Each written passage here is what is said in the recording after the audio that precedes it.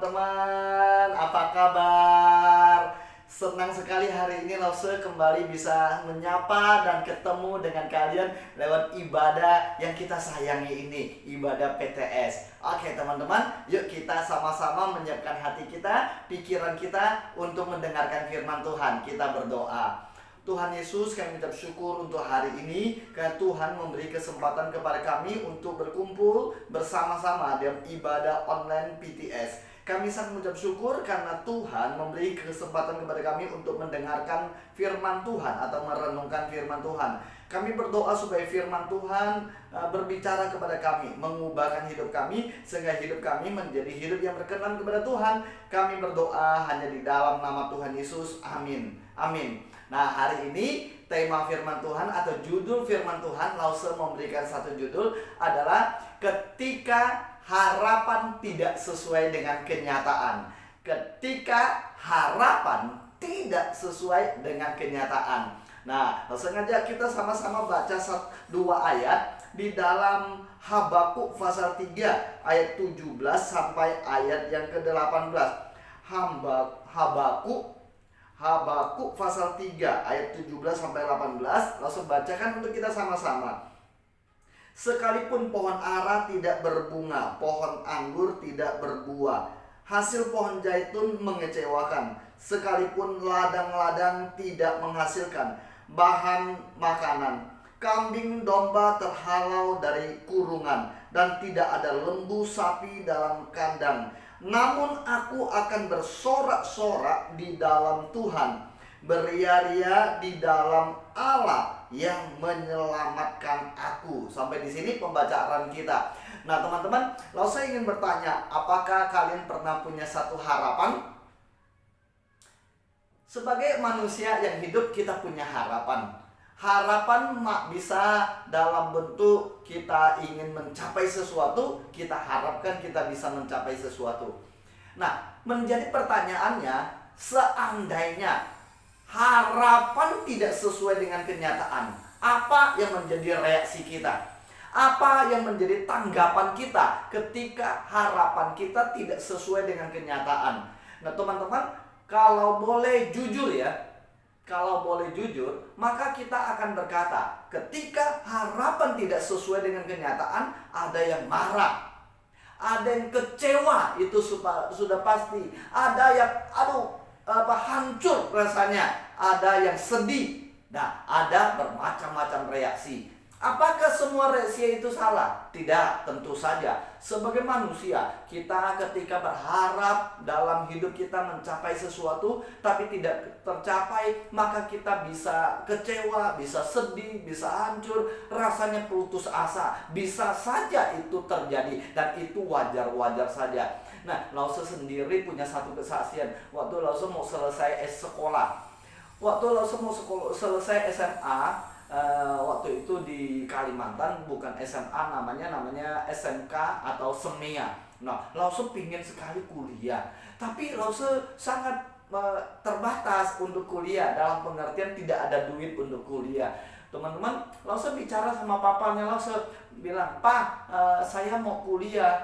Papa bilang, "Udah cukup lah, yang penting kamu sudah selesai SEMIA atau SMK kamu, sudah kamu kerja aja." Waduh, rasanya kecewa sekali. Saya sangat berharap bisa kuliah, saya sangat berharap bisa melanjutkan pendidikan saya lebih jauh lagi. Kemudian Lause telepon kokonya Lause. Waktu itu kokonya Lause sudah ada di Jakarta. Nah, Lause sangat berharap koko yang ada di Jakarta sudah bekerja, bisa membantu Lause. Lause telepon malam-malam ya. Zaman dulu kalau telepon dia harus ke wartel ya. Nah, Lause telepon malam-malam, bilang sama Koko, "Kok, saya pingin kuliah, boleh nggak?"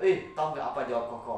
Kokonya bilang kayak gini, "Koko aja tidak kuliah, ngapain kamu kuliah? Lebih baik kamu kerja aja. Sudah, nggak usah pikirkan kuliah." Waduh, Lause rasanya sangat kecewa sekali. Masa depannya Lause seolah-olah semuanya buram, tidak ngerti ada apa di depannya Lause.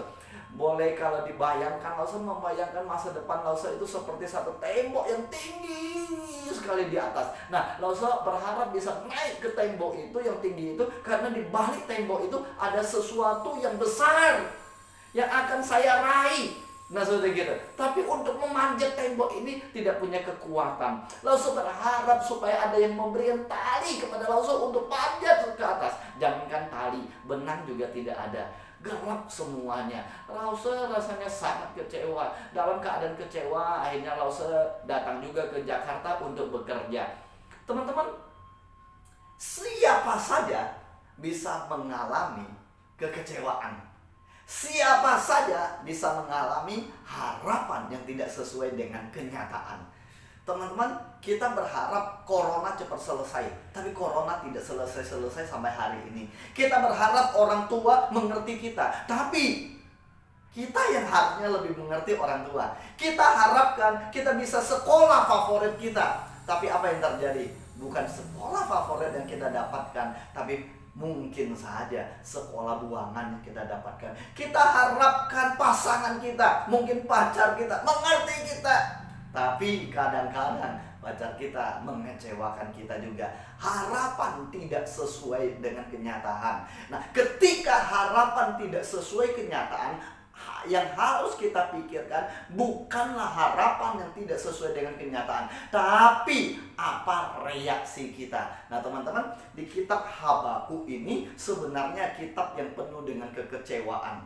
Dari pasal pertama, pasal kedua, sampai pasal ketiga terakhir, baru Habakuk mendapatkan satu kekuatan baru. Nah, dari pasal pertama ternyata Habakuk itu mengeluh. Dia lihat begitu banyak orang jahat, orang-orang bangsanya sendiri itu penuh dengan kelaliman, korupsi di mana-mana, orang miskin ditindas dan lain sebagainya. Dia lihat pemandangan yang tidak bagus. Dan kemudian dia bertanya kepada Tuhan, Tuhan, kenapa Tuhan membiarkan orang-orang lalim, orang-orang jahat, orang-orang fasik terus hidup dalam kejahatannya? Dia bertanya kepada Tuhan. Pertanyaannya sebenarnya pertanyaan yang penuh dengan kekecewaan. Kenapa Tuhan? Kenapa orang lalim harus hidup dengan baik? Kenapa orang jahat lebih baik? Seperti kayak gitu ya. Mungkin begitu. Nah, dan kenyataan kehidupan kita, kadang-kadang kita juga melihat ya, orang yang tidak hidup dalam Tuhan, orang tidak hidup di dalam takut akan Tuhan, hidup dalam dosa, tidak kenal Yesus. Tapi kenyataan hidupnya jauh lebih baik daripada kita orang percaya. Bisa aja terjadi seperti itu. Mungkin teman kita satu kelas ya, teman kita satu permainan, dia tidak pernah percaya kepada Yesus, bahkan dia hidup dalam dosa, tapi dia sekolahnya sukses, dia bisa sekolah favorit, bahkan bisa kuliah, bahkan bisa bekerja dan mendapatkan pekerjaan yang menghasilkan duit. Waduh, kita mungkin memberontak, kita bertanya kepada Tuhan, Tuhan kenapa harus begitu? Kemudian Tuhan menjawab kepada hambaku.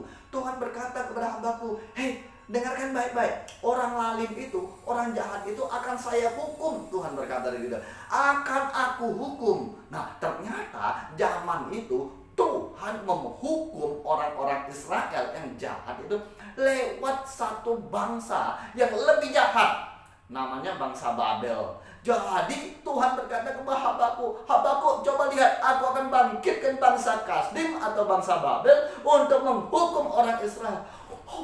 Habakuk lebih kaget lagi. Habakuk berkata, Tuhan kenapa Tuhan harus memakai bangsa yang lebih jahat? Kenapa Tuhan menghukum orang Israel yang milik Tuhan sendiri lewat bangsa yang tidak kenal dengan Tuhan? Itu ada satu kekecewaan. Habakuk berharap Tuhan menghajar orang Israel lewat memberikan mungkin kelaparan kah, mungkin sakit penyakit kah, sehingga mereka bisa bertobat. Tapi Tuhan berkata, Tuhan akan membuang mereka dari hadapan Tuhan lewat bangsa yang lebih jahat. Habakuk mulai kecewa, dan kekecewaannya dia berteriak, kenapa Tuhan? Kenapa dunia ini tidak adil? Kenapa Tuhan tidak adil? Nah, pernahkah kalian seperti Habakuk demikian? Berteriak, berkata Tuhan tidak adil. Mungkin kalian lihat situasi keluarga kamu. Keluarga kamu sedang dalam kesulitan, tapi malah ditindas sama orang yang tidak kenal dengan Tuhan. Waduh, itu rasa kecewa luar biasa. Harapan tidak sesuai dengan kenyataan. Tapi tiba-tiba pasal yang ketiga yang tadi kita baca di ayat 17 sampai 18, ternyata Habakuk berubah dalam pemikirannya. Habakuk berubah ketika Dia melihat semua. Yang tadi 17 itu ayat 17, 18. Dia melihat makan anggur tidak berbuah, pohon zaitun tidak menghasilkan, kambing domba terhalau dari kurungan, sapi tidak ada lagi. Artinya apa? Semuanya mengecewakan. Tapi tiba-tiba Habakuk berkata, ketika semua mengecewakan, aku akan bersorak-sorai di hadapan Tuhan. Aku tetap percaya kepada Tuhan. Maksudnya apa? Maksudnya yang pertama, Habakuk tidak mau lagi percaya atau berharap apa yang terlihat. Teman-teman, ketika kita berharap dengan apa yang terlihat, maka kita bisa kecewa. Contohnya, kamu berharap kamu sakit bisa sembuh, tahu-tahunya tidak sembuh-sembuh. Bagaimana? Kalau kita terus berharap dengan pengharapan yang ada dalam dunia ini, pasti satu kali kita kecewa. Hambaku tidak mau berharap dengan pohon zaitun, buah anggur. Dia tidak berharap kambing, domba, sapi. Dia tidak berharap kepada orang Israel. Dia tidak berharap dengan apa yang terlihat, karena nyatanya yang terlihat ini mengecewakan. Ketika Lause naruh harapan kepada kokonya Lause, ternyata mengecewakan. Kokonya Lause tidak bisa bantu Lause. Ketika kamu berharap orang tua kamu bisa mengerti kamu, orang tuamu juga terbatas. Papa, mama terbatas, saudara terbatas, semua terbatas. Ketika kamu menaruh harapan kepada pendidikanmu, mungkin terbatas juga. Semua yang ada dalam dunia ini terbatas. Nah, supaya kita tidak kecewa, yuk kita seperti Habakuk. Habakuk ayatnya berharap kepada Tuhan. Dia berkata, Tuhanlah sumber keselamatan. Tuhan melampaui apa yang terlihat. Yang terlihat bisa mengecewakan, tapi Tuhan tidak pernah mengecewakan. Sepanjang sejarah Alkitab kita menemukan Tuhan tidak pernah mengecewakan. Daud diurapi menjadi raja. Pada waktunya akhirnya benar-benar dia jadi raja. Benar sih, dia mengalami proses yang panjang. Dia dikejar-kejar, mau dibunuh oleh Raja Saul. Tapi akhirnya pun rencana Tuhan tergenapi dalam hidupnya. Yusuf yang dianiaya sama saudaranya, dimasukkan dalam sumur oleh saudaranya, dijual oleh saudaranya, seolah-olah tak berpengharapan hidupnya, pergi ke Mesir jadi budak difitnah, akhirnya masuk penjara. Apa harapannya dalam hidupnya? Ternyata tidak ada sama sekali. Tapi dia tetap berharap kepada Tuhan. Ketika dia tetap berharap kepada Tuhan, Tuhan melakukan sesuatu yang luar biasa dalam hidupnya, yaitu tergenapilah apa yang Tuhan mau dalam hidupnya. Dia menjadi perdana menteri di Mesir. Nah teman-teman, kita melihat sepanjang sejarah Alkitab dari perjanjian lama sampai perjanjian baru, Tuhan tidak pernah mengecewakan. Tuhan berjanji akan menyelamatkan. Benar, dia datang ke dalam dunia, dia mati di atas kayu salib. Dia mati di atas kayu salib, dia bangkit dari kematian, memberikan satu harapan baru kepada kita. Teman-teman, berharaplah kepada Tuhan, maka kamu tidak akan kecewa. Tapi ketika kamu berharap kepada manusia, maka kamu akan kecewa. Bagaimana caranya? Caranya kita membangun hubungan pribadi dengan Tuhan.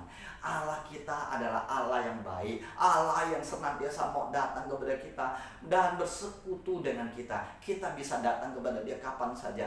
Serahkan apa yang kamu inginkan, serahkan apa yang kamu cita-citakan kepada Tuhan. Izinkan Tuhan yang menggenapi dalam hidupmu. Kalaupun hari ini yang buruk terjadi dalam hidupmu, jangan lihat yang buruk itu, tapi tetap lihat kepada Tuhan, ya. Kalau Yusuf hanya melihat kepada buruknya, yaitu dianiaya sama saudaranya, dimasukin sumur oleh saudaranya, dijual oleh saudaranya, menjadi budak di rumah Potifar, difitnah sama istrinya Potifar, masuk penjara. Kalau dia hanya lihat kekecewaan, dia hanya melihat luka-luka, dia hanya melihat semua yang tidak adil itu, maka dia akan kecewa. Tapi Yusuf tidak. Alkitab berkata Tuhan menyertai Yusuf, sehingga apa saja yang dia kerjakan berhasil. Nah hari ini juga, yuk kita sama-sama mengarahkan pandangan kita kepada Tuhan. Kitab Habakuk mengajarkan kepada kita, dunia bukan satu harapan. Tapi Tuhanlah harapan yang sejati. Yuk kita mengarahkan harapan kita kepada Tuhan. Mungkin proses dalam hidupmu tidak enak, dan proses hidupmu itu panjang, menguras banyak air mata dan kesulitan. Tapi ingat, Tuhan tidak pernah meninggalkanmu, dan kamu jangan pernah tinggalkan Tuhan. Karena pengharapan yang sejati hanya ada di dalam Tuhan. Amin. Mari kita berdoa. Tuhan Yesus, terima kasih untuk firman-Mu datang kepada kami. Firman-Mu mengajarkan kepada kami, dunia bisa mengecewakan, tapi Tuhan tidak pernah mengecewakan. Dunia yang kami tinggal, yang kami ada, orang, barang, semuanya bisa mengecewakan, tapi Tuhan tidak bisa mengecewakan. Ajar kami untuk bangun pribadi, hubungan pribadi dengan Tuhan, dan kami mau memandang kepada Tuhan, berharap kepada Tuhan. Kami berdoa hanya di dalam nama Tuhan Yesus. Amin. Amin. Sampai ketemu minggu depan atau minggu-minggu selanjutnya. Tuhan Yesus berkati.